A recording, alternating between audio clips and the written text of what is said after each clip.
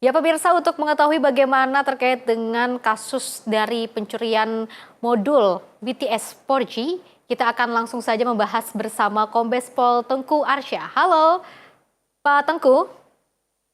Ya, selamat siang. Selamat siang Pak Tengku. Pak Tengku, sebenarnya terima kasih banyak telah berkenan untuk bergabung bersama kami di Menyapa Indonesia Petang. Kita akan membahas terkait dengan modus pencurian yang saat ini sedang banyak sekali dilihat oleh masyarakat. Seperti itu, terkait dengan kasus ini, bagaimana sih pihak kepolisian melihat dari fenomena ini Pak? Silahkan. Ya, jadi pertama-tama kami mengamati terkait dengan kondisi saat ini di mana beberapa lokasi itu kesulitan sinyal maupun internet. Kemudian kami berkoordinasi dengan salah satu provider dan kemudian kami diberikan data bahwa memang untuk yang tiang BTS ini ada banyak sekali menjadi korban pencurian. Salah satunya adalah terkait dengan modul. Akan tetapi memang ada anomali, yaitu di akhir April, kemudian di bulan Mei, peningkatan pencurian modul ini cukup tinggi dan juga menyasar untuk jenis modul terbaru yang memang lagi di-upgrade dan jadi 5G. Ini kemudian kami melaporkan kepada Bapak Kabar Eskrim dan beliau memerintahkan kami untuk turun melakukan penyelidikan. Dari hasil penyelidikan kami, kemudian kami mengamankan sekelompok orang yang beroperasi di wilayah Jakarta, wilayah Jawa Barat, dan kemudian di wilayah Banten. Dari 2 orang yang pertama kami amankan ini, mengembang lagi ke 2 orang pelaku penadahan. Dari pelaku penadahan yang kami amankan ini, didapatkan petunjuk bahwa dalam periode bulan Mei sampai dengan awal Juni, kelompok ini sudah mengirimkan 193 modul BTS 5G terbaru ini ke Cina dan juga masih ditemukan ada 31 modul lainnya yang belum terkirim. Dan dari sini kami mendapatkan informasi bahwa memang modul ini adalah pesanan dari warga negara asing yang datang khusus ke Indonesia, kemudian memesan modul tersebut. Dan kemudian kami kembangkan lagi, ternyata ada lagi kelompok yang beroperasi di wilayah Serang, kemudian wilayah Banten dan Sumatera. Ini kami amankan lagi pertama 4 orang, dan kemudian kami kembangkan ke 3 orang pelaku penadahan, dan sama ternyata kelompok ini juga mengirimkan ke luar negeri, khususnya ke Cina, dengan memang warga negara asing ini memesan modul tertentu yang saat ini adalah modul BTS terbaru yang memang digunakan oleh provider untuk meningkatkan kualitas jaringan di Indonesia. Oke, baik Pak Tengku, kalau kita tadi lihat memang kan terkait dengan modul BTS 5G ini menjadikan salah satu yang sangat serius sekali di masyarakat. Mengapa sih kasus ini begitu serius di pihak kepolisian sendiri dan kalau kita lihat memang ini menimbulkan kerugian mencapai 60 miliar rupiah. Tapi kalau kita lihat memang akumulasinya ini hanya berada pada 3 bulan saja, 3 bulan terakhir. Untuk yang mungkin bulan-bulan lalunya, apakah ini ada kerugian lain atau seperti apa kira-kira? Pak Tengku, silakan. Ya, memang untuk kerugian ini selain 3 bulan terakhir ini memang ada, tapi lebih banyak di yang menjadi objek pencurian dari tower BTS itu adalah baterai atau aki. Nah, dan beberapa bulan sebelumnya memang ada beberapa modul, tapi lebih didominasi oleh baterai atau aki ini. Nah, kemudian pada saat 3 bulan terakhir ini dengan modul seri terbaru ini yang memang harganya juga cukup mahal, yaitu di satu modul itu ternyata di harganya ada sekitar 120 juta rupiah jika dirupiahkan. Dan ini ternyata menjadi sasaran yang cukup masif di 3 bulan terakhir ini. Itulah menyebabkan kemudian kami turun dalam penyelidikan dan menangkap para pelakunya. Memang ini masih belum semua, kami masih juga menyelidiki di wilayah lain di luar Jawa. Memang ada beberapa juga pencurian modul ini, dan saat ini masih dalam proses penyelidikan kami, dan insya Allah dalam waktu dekat bisa kami amankan.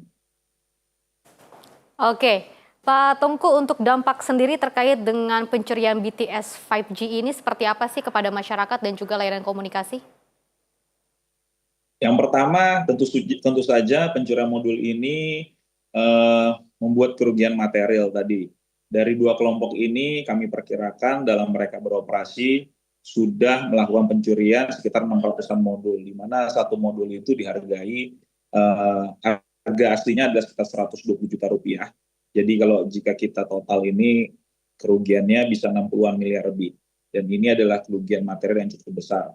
Yang paling berdampak tentunya untuk masyarakat adalah kerugian imaterial, di mana masyarakat tidak bisa mengakses terkait dengan komunikasi maupun jaringan internet. Tentu saja ini akan menyebabkan kerugian yang jauh lebih besar bagi masyarakat. Dan tentunya dalam rangka kami mengamankan jaringan komunikasi nasional, kami cukup concern untuk melakukan penangkapan terhadap kelompok-kelompok ini yang kemudian merugikan masyarakat. Oke, baik. Kalau kita lihat memang kan kasus ini kan sangat mencuri perhatian masyarakat Indonesia seperti itu ya, apalagi juga kerugiannya juga mencapai 60 miliar rupiah. Tapi pasti kita juga masih memastikan ya, apakah masih ada kerugian-kerugian lainnya, mungkin ini masih diselidiki oleh pihak kepolisian seperti itu ya Pak Tengku ya. Pak, kalau Ya, boleh betul. tahu apakah ini di balik ini ada seseorang atau orang dalam mungkin yang ikut serta dalam kasus pencurian ini? Atau seperti apa kira-kira? Jadi berdasarkan keterangan yang kami dapatkan dari kelompok yang sudah kami amankan, ini dimulai adalah dari hadirnya warga negara asing yang datang ke Indonesia dari luar negeri, di mana dia kemudian merekrut orang yang memang terbiasa melakukan penadahan, dan kemudian dia memberikan eh, kartu ATM dari bank luar negeri, kemudian sarana komunikasi dari messenger luar juga, dan di situ kemudian dia menyampaikan bahwa dia memesan modul dengan tipe tertentu dan dihargai sekitar 3,8 juta per modul. Kemudian dari pelaku penadahan yang direkrut orang asing ini, dia kemudian mencari yang kemudian sasarannya adalah orang-orang beberapa adalah tenaga teknisi lepas dari yang pernah melakukan pemasangan instalasi ataupun perbaikan di tiang-tiang BTS, sehingga mereka paham bahwa yang dicari adalah jenis tertentu, bagaimana cara mengambilnya. Nah, inilah yang kemudian dari pelaku penadahan ini yang merekrut dari orang-orang tersebut. Dan untuk saat ini mereka memang masih bekerja kelompok sporadis yang kami amankan, tapi tentunya kami akan terus kembangkan untuk melihat apakah ini bagian dari jaringan yang lebih besar. Oke, Pak Tengku, koreksi jika saya salah ya, kalau kita lihat memang dari pihak kepolisian ini sudah menangkap 12 tersangka terkait dengan kasus BTS 5G ini. Apakah ada pihak-pihak lain yang belum tertangkap seperti itu, Pak Tengku, atau bagaimana? Ya, dari 12 tersangka yang sudah kami amankan, untuk pelakunya memang masih ada 3 yang menjadi DPO, dan ini masih kita cari. Dan tentunya ada 3 orang lagi pelaku warga negara asing yang kebetulan saat ini memang sudah meninggalkan Indonesia. Tentunya nanti karena penyidikannya ini sudah kami limpahkan ke Direktorat Tindak Pidana Umum Barreskrim, nanti dari pihak penyidik akan berkoordinasi dengan Interpol. Harapannya adalah bisa dikeluarkan red notice sehingga para pelaku yang di luar negeri juga bisa kita minta pertanggungjawaban hukum. Berarti ada 3 orang lagi yang masih harus dalam pencarian seperti itu ya, Pak Tengku ya. Ya. Apa sih kira-kira tantangan terbesarnya Pak Tengku dalam hal ini? Tentunya tantangan terbesarnya adalah uh, para pelaku ini juga mereka memahami bagaimana cara untuk melakukan pengambilan modul-modul ini tentunya, dan ini memang penyebaran modul yang cukup masif di seluruh wilayah Indonesia, tentunya ini juga mempersulit kami untuk melakukan pengawasan ataupun upaya-upaya untuk melakukan penangkapan. Tapi dari kami, dari Satreskrim Barreskrim ini, kami juga sudah berkoordinasi dengan Resmob jajaran tentunya juga untuk melakukan penyelidikan juga manakala di wilayahnya terjadi pencurian modul dengan modus yang serupa.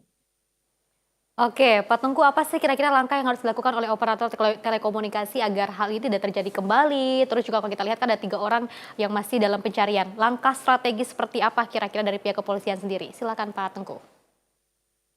Tentunya nanti kami akan berkomunikasi lebih lanjut kepada provider yang ada dan juga tentunya kami akan eh, meminta bantuan dari Kominfo sehingga nantinya harapannya adalah modul-modul yang terpasang ini memang hanya bisa digunakan di Indonesia saja sehingga tidak memiliki nilai ekonomis manakala digunakan lagi di tempat yang lain. Sehingga nantinya jika memang tidak bisa digunakan di tempat lain, ini akan mengurangi minat dari para pelaku untuk melakukan pencurian. Oke, baik. Terima kasih banyak Pak Tengku atas pemaparannya, sangat luar biasa sekali. Mudah-mudahan kasus ini bisa segera terungkap. 3 orang yang juga masih dalam pencarian bisa segera ditangkap dan juga kasus serupa tidak terjadi kembali. Terima kasih banyak Pak Tengku, sehat selalu. Terima kasih. Pemirsa, informasi tadi sekaligus mengakhiri jumpa kita dalam Menyapa Indonesia Petang kali ini. Mewakili kerabat kerja yang bertugas, saya Pesi Ramadi mengucapkan terima kasih dan sampai jumpa.